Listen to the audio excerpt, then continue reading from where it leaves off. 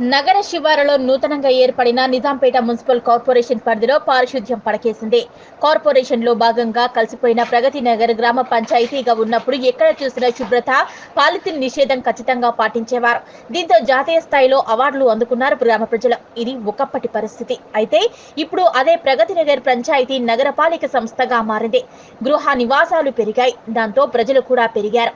అందుకు తగ్గట్లుగా డ్రైనేజీ వ్యవస్థను విస్తరించాల్సి ఉన్నా అధికారులు ముందడుగు వేయటం లేదు. పాలకులు తమ స్వార్థ ప్రయోజనాలకే తప్ప ప్రజల అవసరాలు పట్టించుకున్న దాఖలాలు లేవు. ఎక్కడ చూసినా చెత్త, మురికి కూపాలే దర్శనమిస్తున్నాయి. చిన్నపాటి వర్షం పడితే చాలు డ్రైనేజీ వ్యవస్థ జటిలంగా మారి ప్రజలను అవస్థల పాలు చేస్తోంది. ప్రగతి నగర్ పికాక్ సెంటర్ దగ్గరలోని 25వ వార్డులో గత 2 నెలలుగా డ్రైనేజీ పొంగి రోడ్లన్నీ మురికి కూపాలుగా మారినా ప్రజాప్రతినిధులు, అధికారులు పట్టించుకోవటం లేదని కాలనీ వాసులు గగ్గోలు పెడుతున్నారు. డ్రైనేజీ కంపుతో రోగాల బారిన పడుతున్నామని వాపోతున్నారు. సమస్య ప్రారంభంలోనే పరిష్కారానికి చర్యలు చేపట్టాల్సిన అధికారులు, సిబ్బంది చూసి చూడనట్లు వ్యవహరించడంతో సమస్య తీవ్రమైంది. దీంతో చుట్టుపక్కల ప్రాంతాల్లో దోమలు పెరిగిపోయి స్థానికులను వ్యాధులకు భయపెడుతున్నాయి. ఇప్పటికీ పలువురు డెంగ్యూ, మలేరియా వంటి వ్యాధులతో ఆసుపత్రుల చుట్టూ చక్కర్లు కొడుతున్నారు. పరిస్థితి ఇలాగే ఉంటే కాలనీలో విష జ్వరాలు తాండవం చేసే పరిస్థితి నెలకొంటుంది. ఉన్నత అధికారులు ఇప్పటికైనా స్పందించి సమస్యకు శాశ్వత పరిష్కారం చూపాలని కాలనీ వాసులు విజ్ఞప్తి చేస్తున్నారు.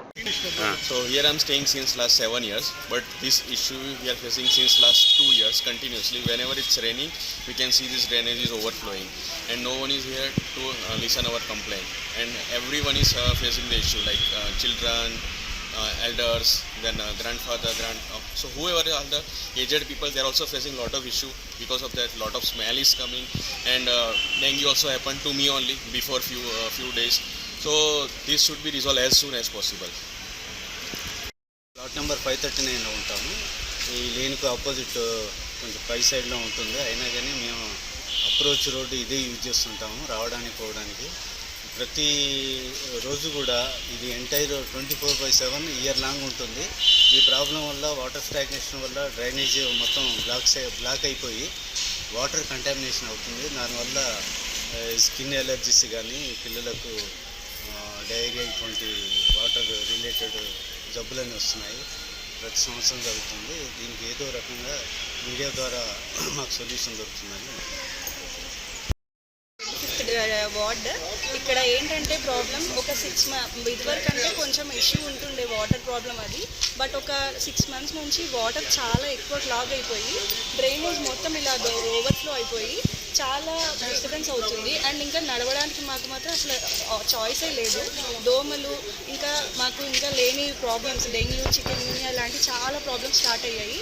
సరే ఇక్కడ లోకల్ ఉన్న అథారిటీస్కి ఏమైనా కంప్లైంట్ చేస్తే జరుగుతుందా అంటే కనీసం ఇంత కూడా ఇంచు కూడా జరగట్లేదు. ఏ విషయం కూడా చాలా రిటర్న్ కంప్లైంట్స్ వెళ్ళాయి, ఓవరాల్గా చాలా వెళ్ళాయి. బట్ ఎవరు మమ్మల్ని పట్టించుకోవట్లేదు. సరే ఇదివరకు గ్రామ పంచాయతీ ఉన్నప్పుడు కాస్త అడిగితే చేసేవాళ్ళు ఉండేవారు. కానీ ఇప్పుడు మున్సిపాలిటీ అయినప్పటి నుంచి అసలు మొత్తం వదిలేశారు మమ్మల్ని. మాకు ఇక్కడ చాలామంది ట్యాక్స్ పేయర్స్ ఉన్నారు, ఐటీ ఎంప్లాయీస్ చాలామంది ఉంటారు, రెంట్స్కి వస్తారు. అండ్ ఇక్కడ ఫ్లాట్స్ కొనుక్కున్నాం. మేము కూడా ఇక్కడ ఉండి మేము ఫ్లాట్స్ కొనుక్కున్నాము. బట్ మాకు ఈ సిచ్యువేషన్ చూస్తే మాత్రం ఇది ఒక స్లమ్ ఏరియా లాగా అనిపిస్తుంది. అసలు మాకు ఇది ఒక ప్రగతినగర్, ఒకప్పుడున్న ప్రగతినగర్ లాగా లేనే లేదు. అండ్ మాకు ఇక్కడ ఒక డిజైన్ పర్సన్ ఎవరో ఒకరు వచ్చి మాకు ఇక్కడ ఈ ప్రాబ్లమ్ని అడ్రస్ చేసి మాకు అంటూ ఒక సొల్యూషన్ ఇస్తే బాగుంటుంది. ఏదో రోడ్డు వేస్తారా లేకపోతే డ్రైనేజ్ వేస్తారా అది ఒకసారి చూసి ఒక ప్లాన్ అనేది మాకు చెప్తే మాకు కూడా కొంచెం హ్యాపీగా ఉంటుంది. ఇలాగే ఉంటే మాత్రం మేము ఫర్దర్గా ఇంకా ప్రొసీడ్ చేయాల్సి వస్తుంది, ప్రొటెస్ట్ చేయాల్సి వస్తుంది. మేమందరం అయితే చాలా సఫర్ అవుతున్నాం.